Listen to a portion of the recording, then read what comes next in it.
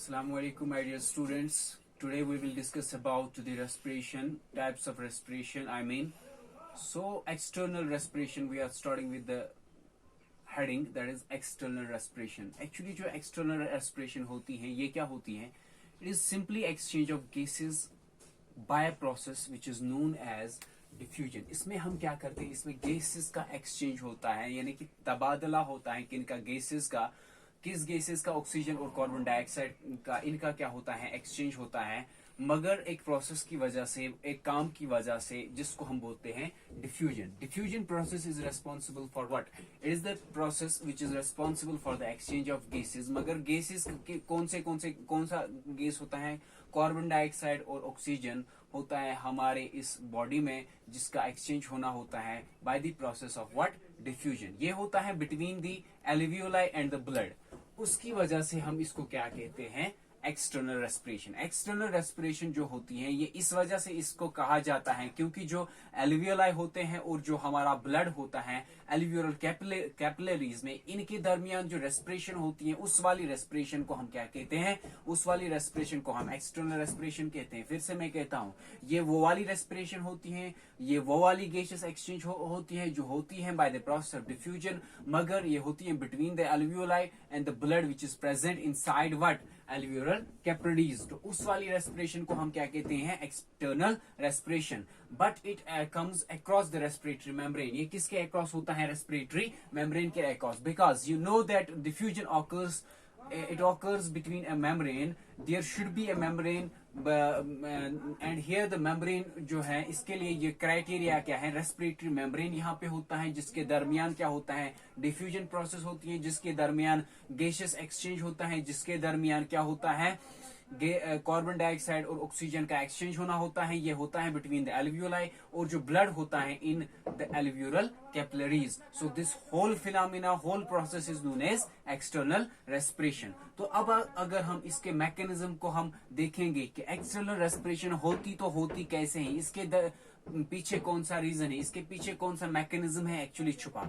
तो हर एक जो एल्वियोरल वॉल जो होता है, वो होता है उसमें वन थिक सेल जो होती है, वन थिक सेल्ड एल्वियोरल वॉल होता है, वो जिसको सराउंड किया गया होता है बहुत सारी छोटी छोटी कैपिलरीज ने. एक सेल होती है, वन थिक सेल्ड क्या होता है? एल्वियोरल वॉल, जिसको सराउंड किया हुआ होता है बहुत सारे छोटे छोटे कैपिलरीज ने. ठीक है, उनका जो गुच्छा होता है, उनका जो जाल होता है कैपिलरीज का, उनसे सराउंड किया हुआ होता है एल्वियोरल वॉल को, जो वन थिक सेल्ड होता है. The wall of which are also only one celled. जो इसका वॉल होता है वो भी वन थिक सेल्ड वॉल होता है, जिसको कौन अपने इर्द गिर्द इसको कौन होता है? सराउंड कौन इसको करता है?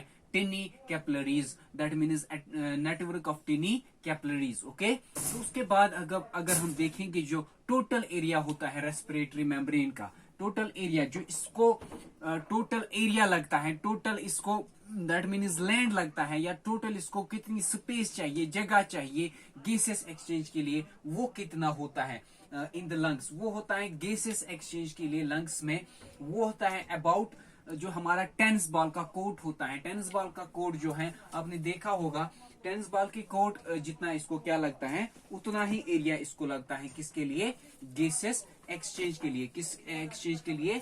गैसेस एक्सचेंज के लिए इसको लगेगा. टेनिस बॉल का कोर्ट जो है ना, उतना ही इसको एरिया लगता है. किसके लिए? For what?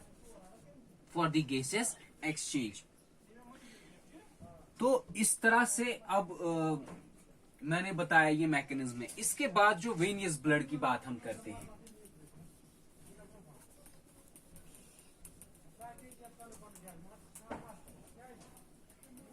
मैंने बताया जो टोटल एरिया रेस्पिरेटरी मेम्ब्रेन के लिए, रेस्पिरेटरी मेम्ब्रेन का होता है फॉर गैसेस एक्सचेंज, वो होता है बराबर, इक्विवेलेंट, तकरीबन होता है वो बराबर टू द टेनिस कोर्ट. जो हमारा टेनिस कोर्ट जिसमें हम खेलते हैं, टेनिस टेबल खेलते हैं, उतना इसका कोर्ट, उतनी उसकी स्पेस होती है for the gases exchange in lungs. Now the another thing is जो वेनियस ब्लड होता है. वेनियस ब्लड का काम क्या होता है, उसका क्या मैकेनिज्म होता है?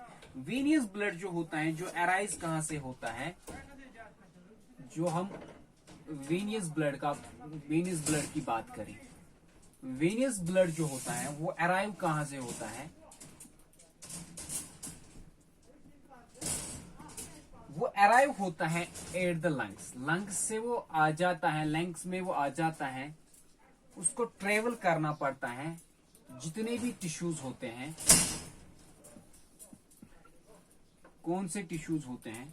All the tissues of the body, जितने भी सारे टिश्यूज होते हैं, उन सारे टिश्यूज ऑफ द बॉडी उसको ट्रेवल करने होते हैं, उसके बाद वो पहुंच जाता है कहां पे? वो लंग्स में आ जाता है, ठीक है। और उसमें high levels of carbon dioxide होती है, ज्यादा मिकदार उसमें क्या होता है? कार्बन डाइऑक्साइड लेवल ज्यादा होती है और लो लेवल होती है ऑक्सीजन की, ठीक है। मैंने बताया जो वेनस ब्लड रिटर्न होता है वो अराइव होता है कहां से? वो लंग्स में आ जाता है, मगर उसको ट्रेवल करना पड़ता है, उसको बहुत चलना पड़ता है from all the tissues of the body, जितने सारे टिश्यूज होते हैं जिस्म में, वहां से वो वेनस ब्लड रिटर्न आ जाता है। तो ऑब्वियस सी बात है, उसमें जो कार्बन डाइऑक्साइड की कंसंट्रेशन होती है वो ज्यादा होती है और ऑक्सीजन की कंसंट्रेशन जो होती है वो कम होती है, ठीक है। उसके बाद क्या हो जाता है कि अब जो कार्बन डाइऑक्साइड की यहाँ पे बात होगी, किसकी बात होगी? क्योंकि कार्बन डाइऑक्साइड तो हायर साइड है, तो डेफिनेटली वहां पे डिफ्यूजन प्रोसेस की वजह से क्या हो जाएगा? वो बाहर आ जाएगा। जो कार्बन डाइऑक्साइड है वो डिफ्यूज हो जाएगा, क्योंकि मैंने पहले ही बताया in diffusion process a thing which is in the higher concentration will be changed into the lower concentration में वो चला जाएगा, वो ट्रेवल करेगा from high concentration to the low concentration. So here जो कार्बन डाइऑक्साइड की कंसंट्रेशन होती है वीनस ब्लड में वो बहुत ज्यादा होती है। क्या होती है? वो बहुत ज्यादा होती है। तो वीनस ब्लड जो होगा, कार्बन डाइऑक्साइड जो होगा वो डाउन हो जाएगा, इसकी कंसंट्रेशन कम हो जाएगी, ठीक है। जो ही इसकी कंसंट्रेशन कम हो जाएगी इनटू द एलिवियोलाई, एलिवियोलाई में इसकी कंसंट्रेशन ज्यादा है, तो ये कम हो जाएगी। ये तब तक हो जाएगी कम जब तक ना इक्विलिब्रियम हो जाएगा, जब तक ना कार्बन डाइऑक्साइड और ऑक्सीजन बराबर हो जाएगा with in the alveolar year में। एलिव्यूरल ईयर जो है, जब तक ना वो उसकी कंसंट्रेशन बराबर हो जाएगी तब तक क्या हो जाएगा? डिफ्यूजन कंटिन्यूअसली हो जाएगा। दैट मीन्स मैंने एक्सटर्नल रेस्पिरेशन में ये बात की कि डिफ्यूजन जो होता है वो होता है गैसेस एक्सचेंज की वजह से, गैसेस एक्सचेंज होता है डिफ्यूजन की वजह से, वो होता है बिटवीन द एल्वियोलाई और ब्लड के दरमियान। ब्लड और एल्वियोलाई के दरमियान क्या हो जाता है?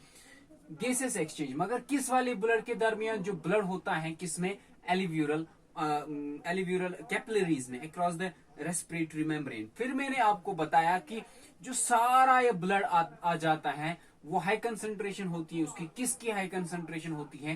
कार्बन डाइऑक्साइड की कंसंट्रेशन जब ज्यादा होगी तो क्या हो जाता है कि कार्बन डाइऑक्साइड का डिफ्यूजन होता है, तब तक हो जाता है इसका डिफ्यूजन जब तक ना इसका इक्विलिब्रियम हो जाएगा with in the alveolar air. Okay, this is all about my topic, that is external respiration. And now the second lecture which I am going to discuss is internal respiration.